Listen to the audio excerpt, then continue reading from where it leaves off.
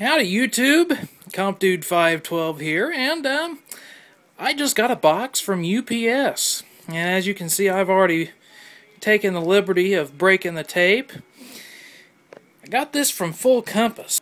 I'm going to open up this box and look in here, because this is going to be for a project in my garage. And I'll tell you one thing about Full Compass. They package really nice. Look at all this bubble pillow packaging. And you will see, once we get this out of the way, we got a Quam speaker here. And it's a combination here. Go ahead and get rid of this box. And all this packing stuff. Well, I won't need that, I don't think, but I'll check it out a little later. Go ahead and get rid of the box here and everything.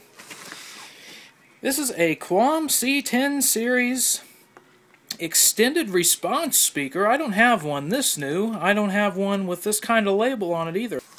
I'm not going to be using the speaker, I don't think. But I am going to be using this Quam BR8WS stud mount speaker baffle in the garage.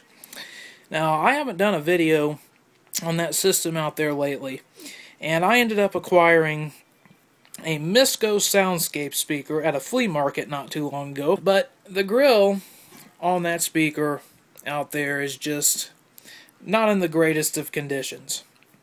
But this one is in perfect condition. Now, in the garage right now, I have a Quam BR8W grill on that speaker. And this one is a BR8WS. But you will notice that there are no visible speaker mounting screws here on this grill, because the mounting studs are concealed. And I really like these BR8WS grills now. I used to like the BR8Ws when they were available for sale at Radio Shack, branded as Radio Shack grills. And throughout the years, I've gotten to the point where I would just prefer a stud mount grill. Now here we have two of the same speaker. The only difference is the one on the right, as you can see, is custom manufactured for Muzak by Quam. We zoom in here on the label, you can see it is a C8M10, which is pretty much the same as the C10 over here, except that M signifies that it was made for Muzak. Now looking at these, you can see right away the differences between these two speakers. Now obviously the one on the left doesn't have a 70-volt transformer on it, and I knew that when I ordered it. I ordered it without a transformer on purpose. Obviously you can see the shape on this one is different from the shape on this one over here. This one, I believe, from the manufacturing date, is a 2012 model, while this one right here is a 1995 model. And that would be about right, because that logo that you see on the magnet, the Muzak Engineered Sound logo, was the Muzak logo that was being used in 1995. The whole circle with the M inside of it lasted from 1996 until the very early part of 2013. So the logo would put it in that manufacturing date range. And you can also see, as I've said probably a million times already, the baskets on these speakers are different. Not only does the transformer mount a different way, but this one is a lot more round, like you'd expect a speaker to be. As far as extended response goes, you'll see very quickly why this gets that designation once I flip the two of these speakers over for the comparison. Here are these two speakers side by side. Now mind you, the same speaker with about 18 years of difference between manufacturing. You can obviously see that the one on the right had a different type of paper used on it. But you can also see that it doesn't have a whizzer cone.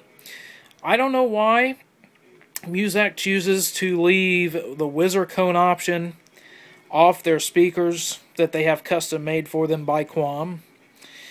I wouldn't have any guesses. You know, as much as I know about that company, that's one of the things that I really don't have any answer for, other than maybe a cutback in manufacturing cost.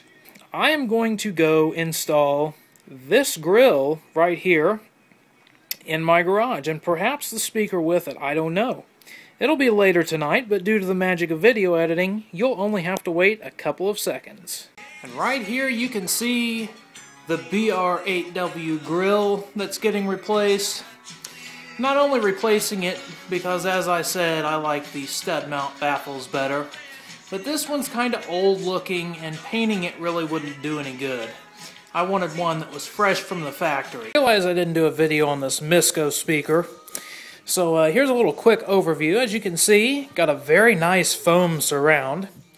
Again, treated paper, as is standard for a lot of these cone speakers.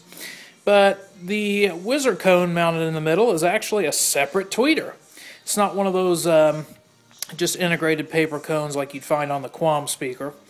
And here's the magnet and everything. Don't know if you can see that, but it says Soundscape by Misco, made in the USA, and it was manufactured in, I believe, yes, December 2002. Before I put this back up in the ceiling, here's how this whole assembly looks.